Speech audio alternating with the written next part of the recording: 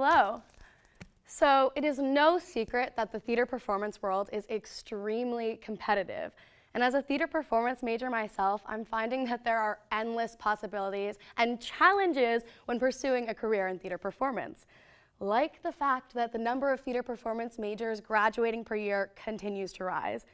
Worse, studies have found that actors are making around $28,000 a year.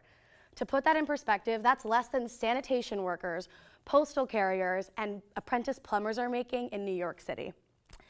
Although the number of jobs in performance are limited and slowly declining, today's information age has brought in a tidal wave demand for higher level communication skills in the workforce outside of theater. Luckily for the starving actor, theater training hones these transferable soft skills of communication that businesses often lack. Unfortunately though, being a theater major carries a negative connotation in the professional workforce that stems from this historic idea that acting is an evil art. Being a theater major also makes people think that you have a childish pursuit or it leads you to being ingenuine. Too often, employers buy into this stigma and neglect to look into the transferable skills that actors acquire through theater training. Actors exercise a refined awareness of physical self and expression, as well as listening and responding. This allows them to understand others on a more personal level and can help them to train professionals in a plethora of fields.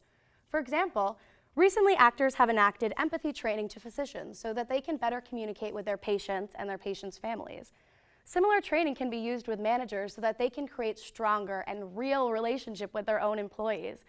Because ultimately, employers are only hurting themselves by not hiring theater majors for their ingenuine reputation and are hindering their own growth and productivity.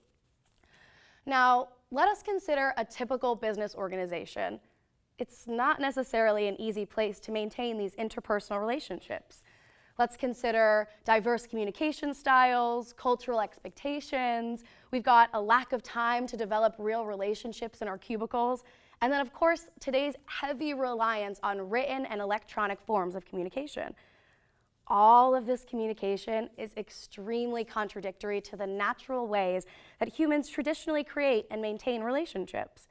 Furthermore, businesses often focus on output or a monthly quota rather than focusing on these interpersonal relationships and skills that are so important to success on the job. Exceptional creativity is unleashed when companies seek to integrate these two usually separate fields, thus allowing their minds to find new insights and create new paradigms. Successful communication in a work environment begins with an understanding of your group's dynamic. No organization can perform tasks productively unless its members have an understanding of each other's ability and motivation to understand each other and act cooperatively. Theater activities, such as improvisation, have been proven to bring teams together because they focus on working simultaneously, learning new things, and thinking on your feet to keep a scene or performance going. It is impossible to build on ideas if we cannot first recognize them. Kat Kopet, who is a Bachelor of the Fine Arts in Drama, as well as a Master of the Arts in Organizational Psychology, explains that by enhancing our listening and observation skills, teams and individuals can harvest significantly more ideas and create a more effective communication style because they understand each other better. This creates an environment where participants feel safe to let their ideas flow towards a creative goal, because people work better when their ideas are shared and acknowledged among group members. Theater exercises emphasize growth through transformation through learning by doing. David DeVries, who's a Master of the Arts in Communication and Leadership Studies, explains that theories of communications explore basics of human messaging, both verbal and nonverbal, their meaning and their intent, their origin and their effect. Eye contact is the most common technical detail of communication. This means that we have to exercise it to become more comfortable with it. In my own acting experience in the beginning of this year, we started off our class by staring into a partner's eyes for a full 5 minutes. After my initial awkward giggles, I fell into a deep state of sereneness because I found a sense of confidence not only within myself, but between my partner and I. Eye contact, I found, is a silent means of communication. First of all, it is polite and at most times expected in a professional environment. And second of all, it creates a facade of self-confidence and awareness that is highly esteemed among your peers. Storytelling taught through exercises such as monologue training has become a widely recognized path to leadership and communication. This technique can lead to everything from increased participation, presentation experience and comfort, to team building, to managers understanding how to motivate their employees. It also provides a pedagogical foundation for professional developmental programs. The process of memorization takes days and weeks of repetition, whether it be lines, speeches, monologues, etc. In my own experience as an actor, I studied for days on end so as not to embarrass myself in front of my cast or worst off my director. But of course, regardless of how hard I study, I forget no matter what, and I grow from this experience, and I learn how to not only fix it, but make it better for the next time. Too often, businesses and people working in business environments work for the sake of a goal or a monthly quota, which reduces their mind to a machine-like process.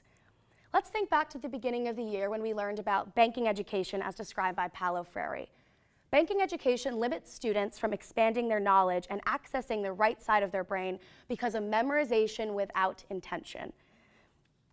David DeVries explains that the rest of the MBA program is so left-brained they're seriously ready for some right-brain learning. Now we all assume multifarious roles throughout our lives, despite the perception that acting might imply something artificial or deceptive.